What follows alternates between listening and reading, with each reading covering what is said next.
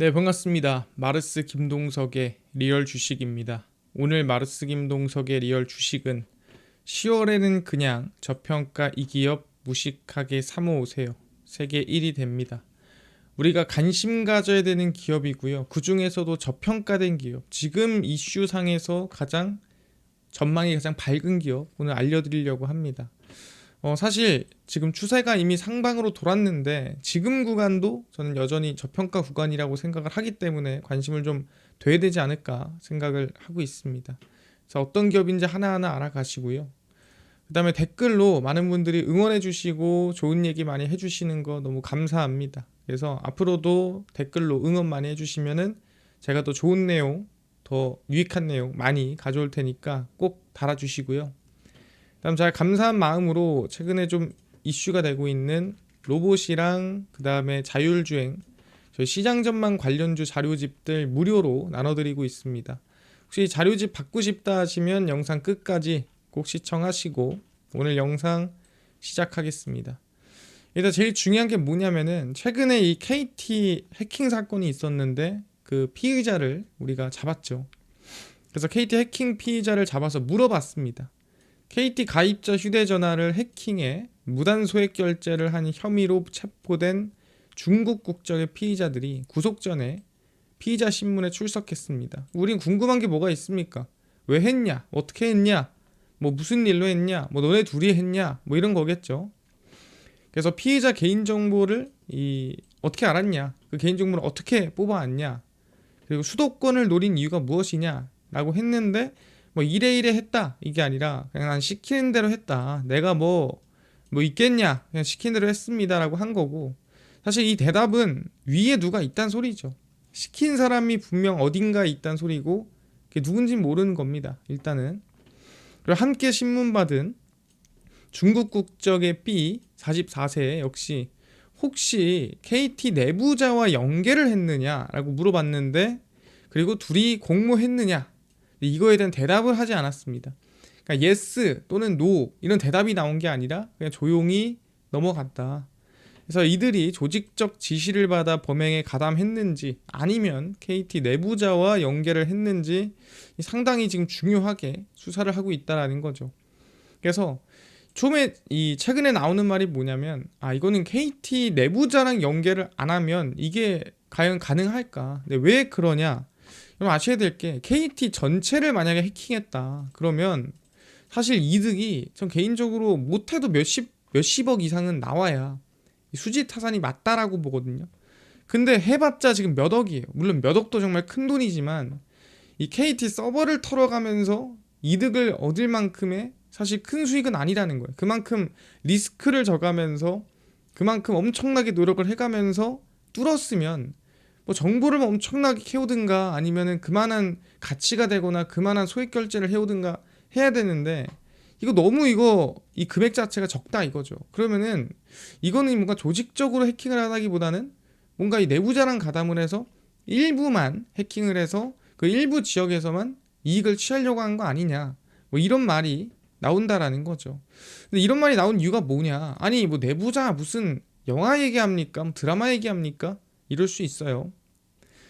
근데 실제로 최근에 이 KT 내부에서 내부자가 됐는지 안 됐는지 포함이 됐는지 안 됐는지 모르니까 수사를 통해 밝히겠다라고 했어요. 그러니까 없어요가 아니라 모른다. KT 내부자 소행이라는 것은 확인된 바가 없다. 그러니까 모릅니다. 그래서 KT 직원이나 내부라는 정황은 아직 확인되지 않았다. 수사를 통해 확인하자라고 얘기를 한 거죠. 그러니까 우리도 정확하게 몰라요. 왜 그러냐면 일용직 근로자로 파악된 용의자들이 방치된 장비를 악용할 기술적 지식을 가지고 있다고 보기 어렵죠 사실.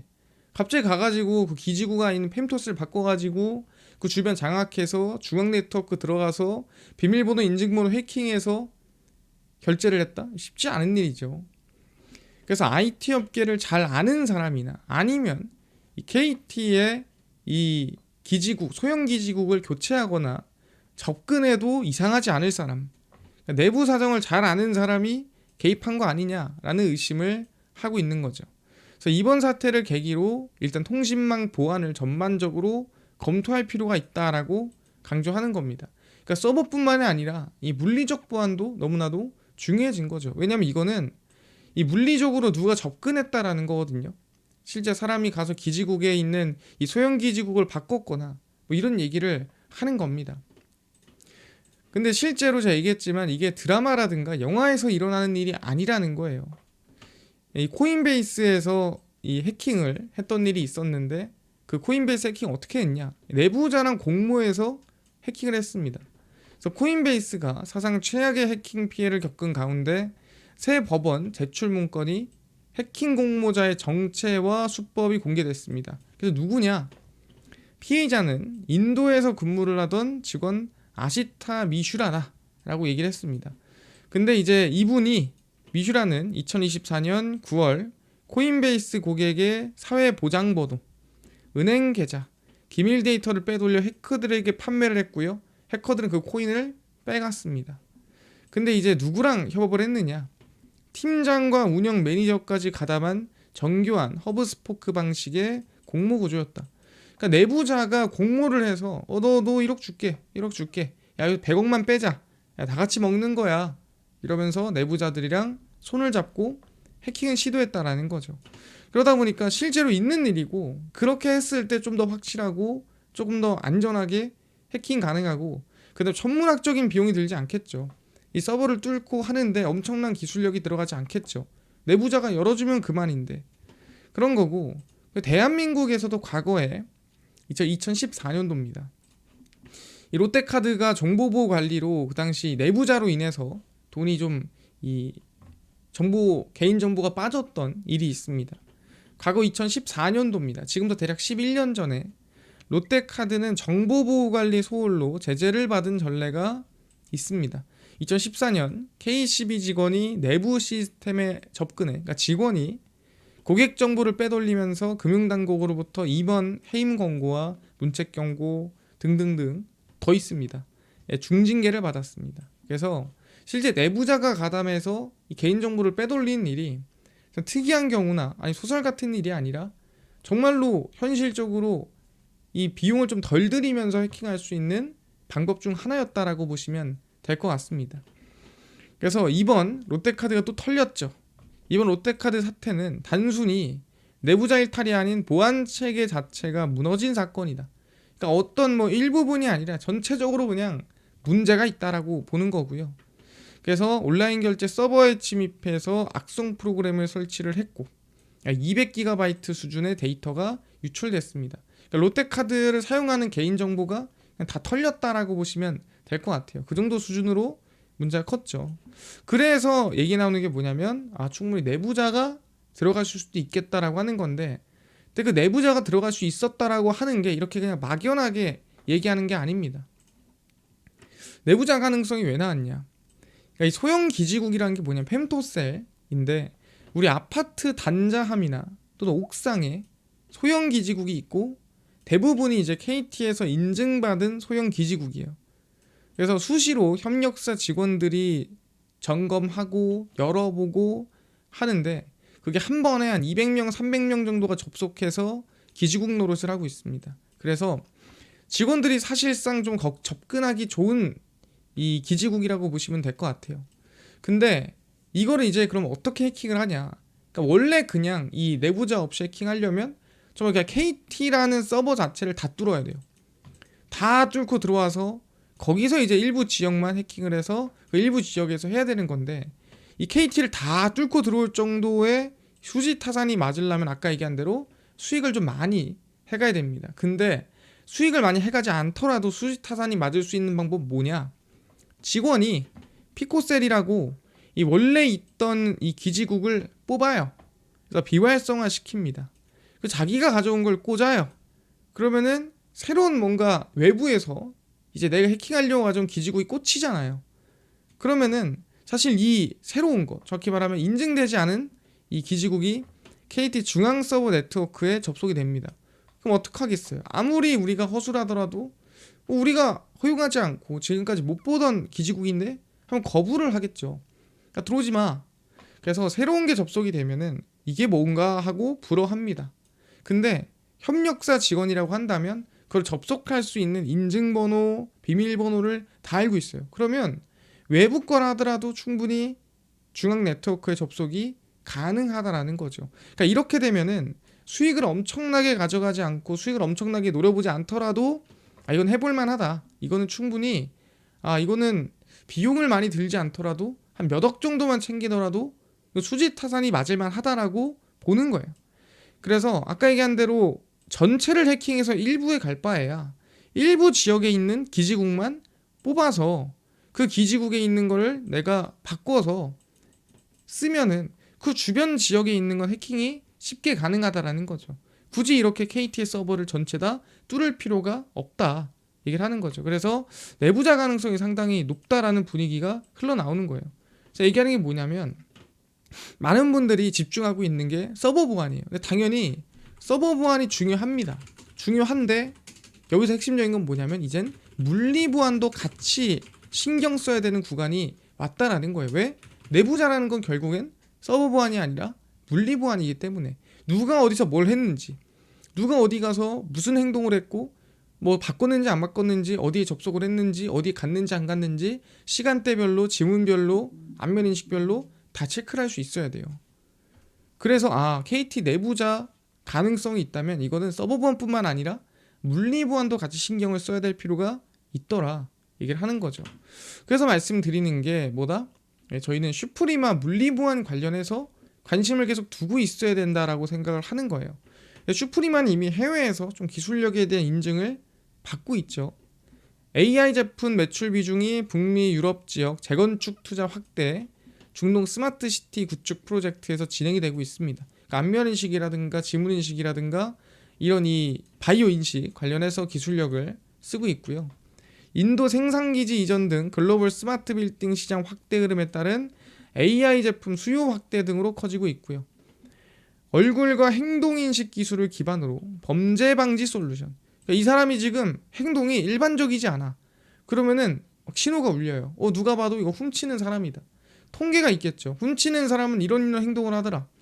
안 훔치는 사람은 이런 행동을 하더라. 그래서 이게 통계적으로 나오는데 확률이 되게 높다고 합니다.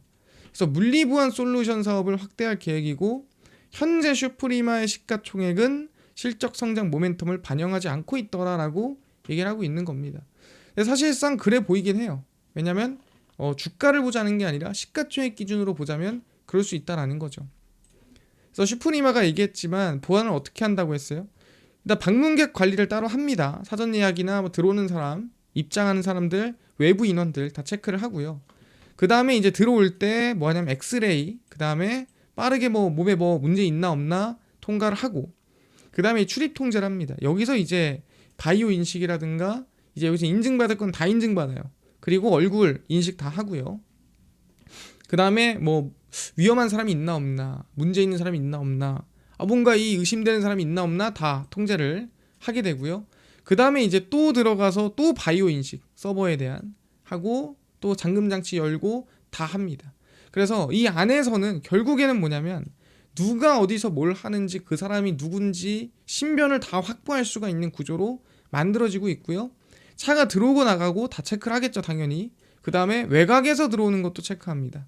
그래서 어디서든 사람이 들어오거나 또 입장을 하거나 뭔가 들어오려고 하면 그거는 다 체크가 된다. 그게 위험한 사람인지 위험하지 않은 사람인지 말씀드리는 거고. 그래서 얘기했지만 이거는 사실 갑자기 나온 기술력이 아니라 매번 제가 다른 곳에서도 하는 거라고 얘기를 했었죠. 그래서 보안 전문가가 실제 침입자처럼 이 행동하면서 물리적으로 침입을 하는 시도를 하는 테스트가 있다 그랬어요. 제가 데이터 센터들은.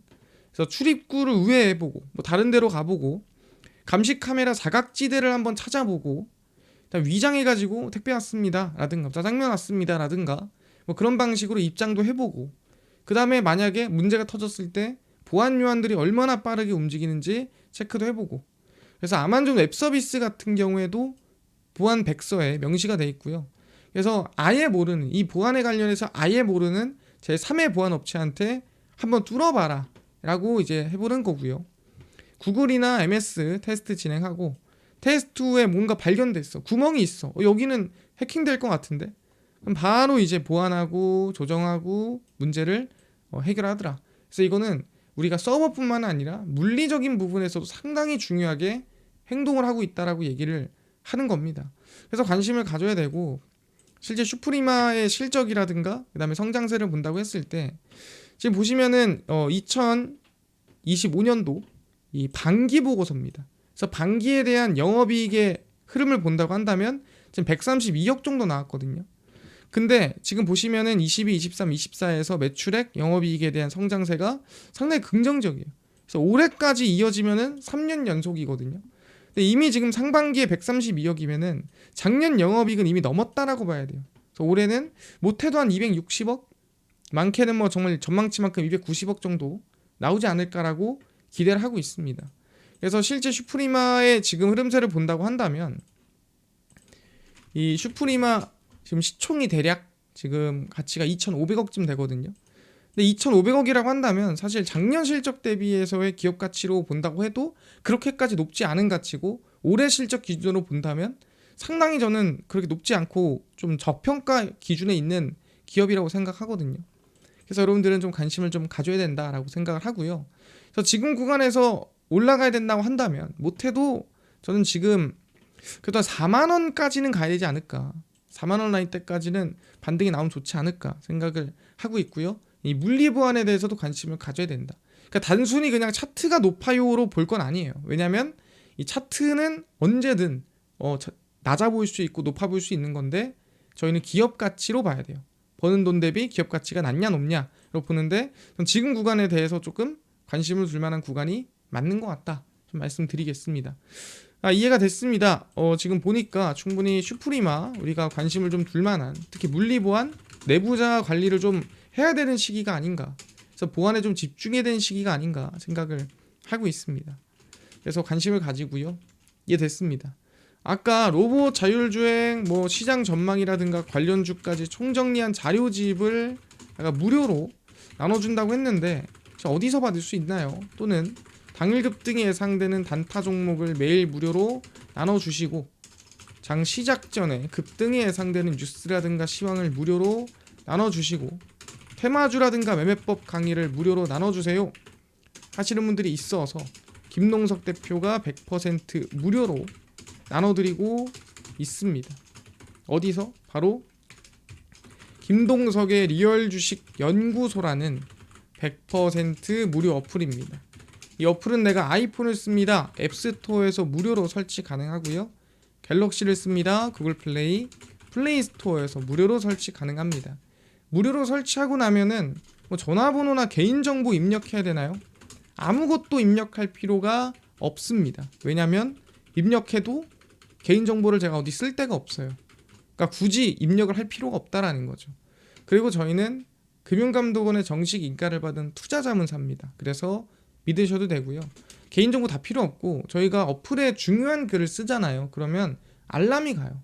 그럼 여러분들은 그 알람에 대해서 뭐 승인하시겠냐, 뭐 허용하시겠냐, 그러면 이것만 허용하시면 돼요. 그래야 저희가 중요한 글을 썼을 때 알림이 여러분들한테 가게 돼 있다 생각하시면 되고요. 그래서 구글 플레이, 앱스토어, 플레이스토어 접속하신 다음에 김동석의 리얼 주식 연구소라고 검색을 하시면 이렇게 어플이 화면에 뜨게 됩니다. 그래서 100% 무료로 설치 가능하니까요. 꼭꼭꼭 설치하셔라 말씀을 드립니다. 설치를 하고 나면은 이렇게 어플이 화면에 뜨게 되고요. 당일 리얼 추천주가 당일 급등 예상 종목을 무료로 알려드리고, 급비 분석이 장 시작 전 시황, 급비 자료가 테마주라든가 매매법 무료로 나눠드립니다. 아까 얘기했던 뭐 AI, 그 다음에 로봇, 자율주행, 뭐 시장 전망 관련주 자료집 어디서 무료로 받을 수 있나요? 그래서 이 리얼 추천주 누르시고요. 들어가시면은 저희가 트럼프 정책 독점수혜 리포트 해가지고 무료로 올려놨습니다. 그래서 이거 누르고 들어가시면은 맨 밑에 저희 로봇 자율주행 자료집 올려놨고요. 그 다음에 우주항공, 로봇, 반도체, 테슬라 관련주까지도 저희가 다 무료입니다. 다 받아갈 수 있거든요. 꼭 받아가시고요. 뿐만 아니라 리얼 추천주에서는 9월 20일, 29일, 18일, 17일, 16일 추천주 매일매일 무료로 나눠드리고, 급비 분석은 장 시작 전 시황입니다. 해외 증시부터 국내 이슈까지 저희가 장전에 매일 정리해드리고요. 급비 자료는 당일 있었던 이슈 장마감하고 무료로 정리를 해드립니다. 그래서 김동석의 리얼 주식 연구소 제가 평생 다 무료로 운영할 어플이에요. 그냥 무료니까요. 종목 시황 테마주 강의 다 얻어가시고 뿐만 아니라 저희 마르스 김동석의 리얼 주식 유튜브 여러분들의 관심과 사랑으로 커갑니다. 댓글 많이 꼭 달아주시고요. 다 읽고 있습니다. 유튜브 구독 부탁드리면서 오늘 영상 여기서 마치고 다음번에 더 좋은 영상으로 찾아뵙도록 하겠습니다. 감사합니다.